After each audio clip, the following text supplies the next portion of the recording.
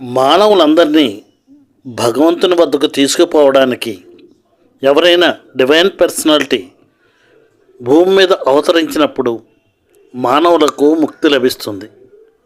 పునర్జన్మ అనేది లేకపోవడమే ఆధ్యాత్మికతలోని మొట్టమొదటి స్థితి.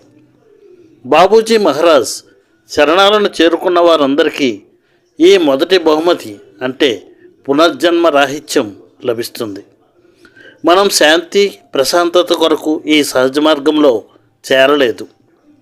శాశ్వతమైన శాంతి కొరకు, శాశ్వతమైన పరమానందం కొరకు మరియు డివైన్ పర్సనాలిటీ శ్రీ బాబూజీ మహారాజు యొక్క డివైన్ బ్యూటీని సందర్శించడం కొరకే మనం ఈ సహజ మార్గంలో మెడిటేషన్ చేస్తున్నాం.